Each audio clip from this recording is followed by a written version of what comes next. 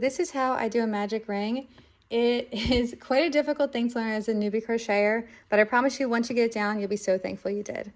So what we're gonna go ahead and do is we're gonna take the short end of the yarn and drape it over our hand right here. And then I'm gonna take the long piece of yarn and wrap it around the top 2 fingers to make an X, thumbs down on that X. Come up to the top here and take your hook. We're gonna insert it under the first line and grab the second and just pull it through. Then turn everything to face you, keeping your hook right where it is. So again, we just everything to the left to face you, like that. I grab the yarn and the hook all with these fingers here. So here's my short piece of yarn, here's my working yarn. I'll go ahead and pull my working yarn up without letting go of anything with my fingers. I'm gonna go ahead and put my fingers back into the magic ring, and then you go ahead and chain. So let's say I have to work half doubles into the magic ring. I'll chain 2 for a half double, and then work my half doubles into the ring as if I'm working them into the chain.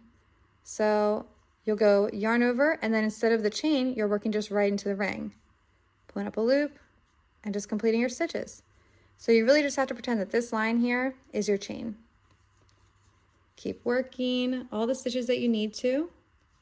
So I'll do a couple here so I can show you how to close off a magic ring as well.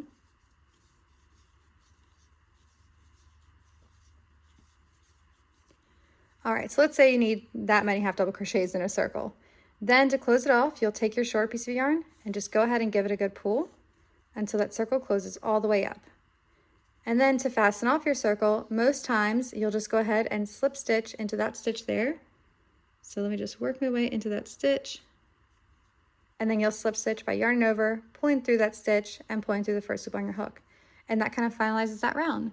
Now, the only exception is if you're working with amigurumi, I don't really think they slip stitch much. A lot of times they'll just have you start your next round by crocheting into the first stitch, in which case you'll just go ahead and crochet and then continue your next round. Hope that was helpful.